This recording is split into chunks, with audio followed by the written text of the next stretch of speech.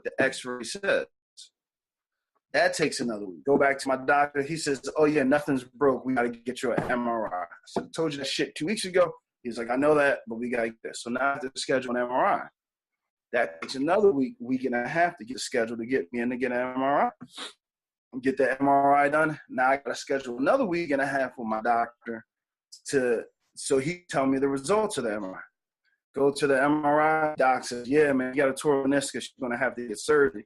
Now I have to refer you to an orthopedic surgeon because that's not my part of medicine. So now I have to call an orthopedic surgeon, become a new patient, wait for them to get me. Now I go in there and they say, okay, let's take an x-ray of your knee. I say, yo, I've already done that x-ray. My doc has it on files. They say, oh, yeah, we see them, but we take an x-ray to read it ourselves.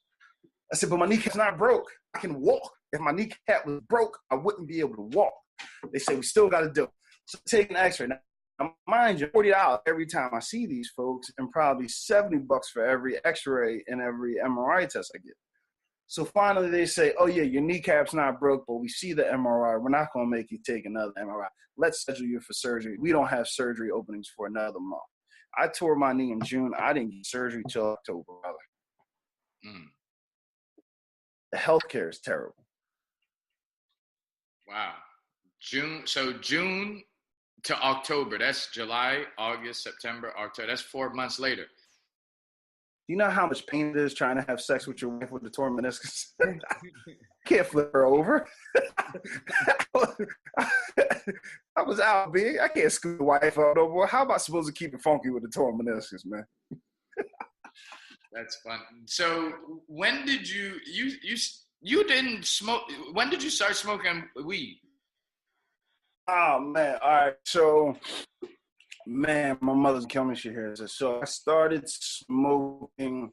Now my mom's a heavy smoker. Well, smoking weed regular, because when you didn't really smoke too much back then.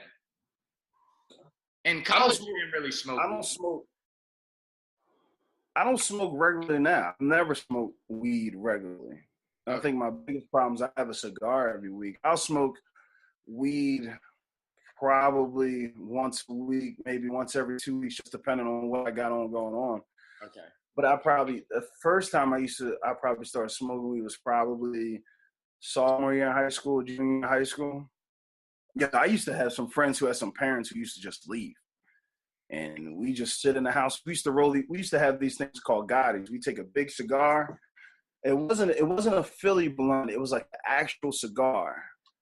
And we dump out all the tobacco from the cigar and just pack it full of weed. And we just share that all night. It was the most wasteful amount of money of all time. It was just dumb. But thankfully, we were just smoking dirt. But I mean, weed definitely relaxed me. I don't know if you remember in college, but like I would get high and I'd go to sleep. And I'm still that way today. Like if it's late night, if it's a Saturday night, and I'm just like restless, kids sleep, I go out on my second porch, roll up, I put on some tunes, I smoke me a half a blunt, put it out, and then I'm asleep for the next 9 hours. It's great. It's a great relax. If I got too much on my mind or something like that, if I'm stressing about something and I can't do anything out of that moment, light up, relax, and just take it down and deal with it the next day. I've made a goal multiple times. Like I feel like I need to smoke weed a little bit more than I do. But I can't seem to do it. It's like one of those goals I just can't reach. How real can we be on this podcast? As real as possible. I mean, I'm being honest now. Like I smoke, but I would like to smoke more often. But I just, for some reason, I got herb right now. I got a whole bunch of herb, but I just don't like. I wish I could smoke like a blunt every day. That would be my ideal goal.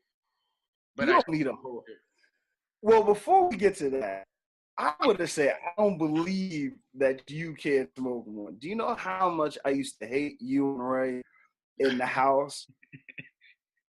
Because, okay, so let me tell the people, me, this brother Billionaire Brown, and we have another guy that lived in the house named Ray. Oh, For some reason, I was the only jerk who had a job on like Saturdays. T. Rowe Price. T-Row Price, shout out. Thank God y'all didn't test me. Mm-hmm.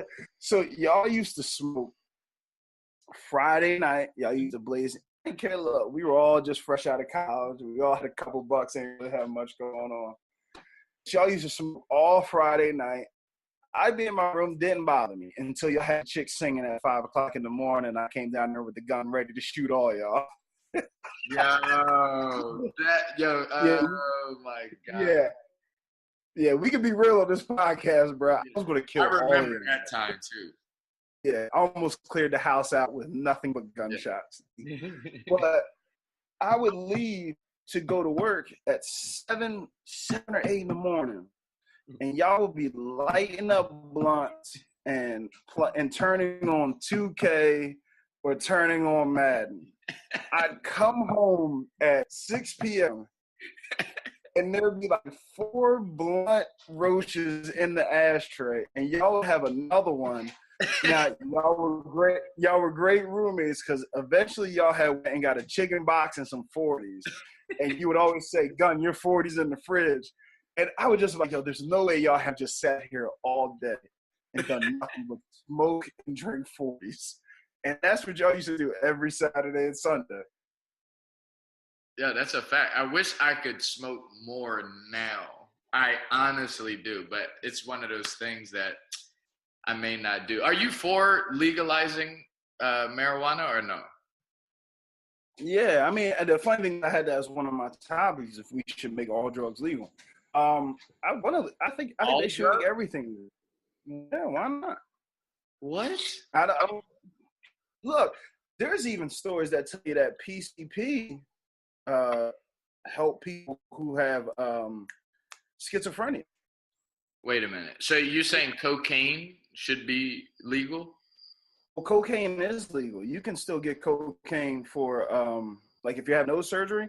If you got, I think they call it topical nose surgery. They'll give you cocaine in your nose to numb up your vessels in your nose to still do surgery. You But know, we're talking cocaine. about those that don't have a broken nose, like just randomly. You should be able to get some coke from Rite Aid.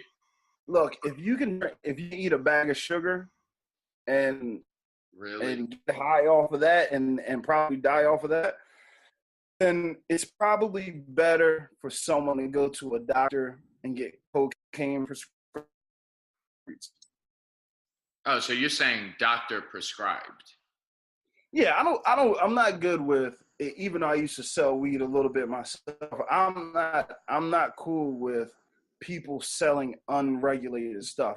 And I'm for big business, but when it comes to drugs, when it comes to food, the government should have a good handle on making sure these things are safe that are being sold in markets and in stores. There should be some type of regulation that says this is a good product. If you smoke this, if you take this, it's not a bad batch. You're not going to die.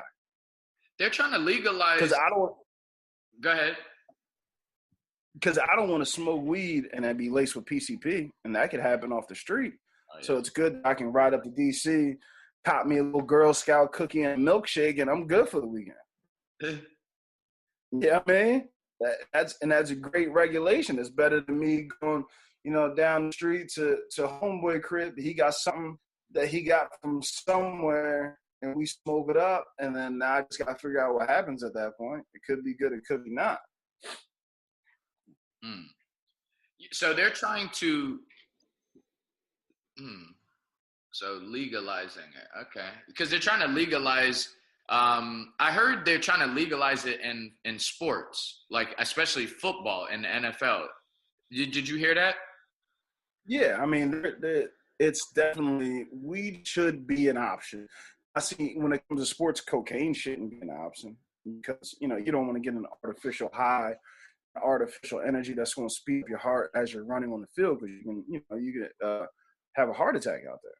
But something like weed that takes pain away, not taking drugs like Oxycontin that you can get addicted to and get because I don't know anybody that's addicted to weed. I know people who smoke weed too much, but I think it's not I think because everybody I know who smokes weed too much has a lot going on in their mind, and I really think they need to see like psychiatrists. That's a whole off-ramp issue that we can talk about later. But I think that when it comes to drugs, every drug has a purpose for the most part. It does something to the human body, and if we legalize it and if we make it,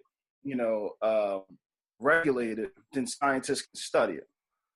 But if you say ecstasy street drug, can't have it out in the streets, it's illegal everywhere, you're not using the proper tests to study ecstasy to see if it could help somebody. That's what I have in my mind, but I'm not in the medical industry, so I really don't know. But that's what my thought says. My thought says, don't necessarily make it illegal so if somebody has it in their pocket, you take them right to jail and ruin their lives. It says, okay, what are they selling? Let's try to round it up. Let's try to study it. Let's try to make sure that if people are going to take this, it's not going to kill them. It's in certain doses. As an All-American, which you were, did you endure, like, is pain more, did you experience a lot of pain? Yeah, I'd say I probably, now I'm a drinker. My whole family's drinkers. I told you my dad was an alcoholic. My mom, she struggles with alcoholism. I did at a time as well. I'd say that I don't remember a day of college that wasn't the summer when we weren't doing any hitting that I didn't wake up in some type of pain or sore. Because of football? Yeah, because of football. I think it's any contact athletic event. I think if I was playing lacrosse, I'd probably feel the same way because it's some type of contact. But I mean, football is a painful sport. You're sore. I mean, you're banging somebody. No, that sounded pretty weird. You're banging somebody, but I mean, you're banging each other's bodies for no homo for 4 hours. But do you think and then, looking back with all this controversy off of should college athletes be paid, do you think that you should have been paid? Yes. And how much do you think you should have been paid? No, I shouldn't have been paid because though I was an All-American, I did not play at the level of football where it provided my university an obscene amount of money. So football and basketball are what we call revenue generating sports. So these are the sports that generate the most revenue for the university. That revenue gets split up to all the other sports. Title IX, it allows women's soccer, if it's not a good program, women's baseball, men and women swimming. It gives them the money to allow them to have these type of events at the university because they get money from off of football. At Towson University, it's a Division I school, but it's Division I AA. We weren't a huge football program. Though we were very good, though we were ranked a couple times when I played, though I individually was great, it wasn't like we were selling out Towson football games. It wasn't like the stadium was packed and there were thousands of people cheering our name and we probably made good money for the university, but we weren't like changing the environment, let's say like an Alabama or a Clemson football team is. So I think it's easy to say what teams should be paid or what kids should be paid. You look at the balance sheets, you look at the equity reports of these universities, and you see how much these universities are making. Give the kids $1,000 a week or $1,000 a month. They're making millions. They're turning universities into billion-dollar corporations. Let's not get it twisted. Universities stopped being about education in the 70s. These are corporations that are getting tax-free and government-funded money. They are basically churches with a whole lot of members. That's all universities are. And I work for a university. I love my university. Our president is great. He's one of the people. He helps folks out. But don't get it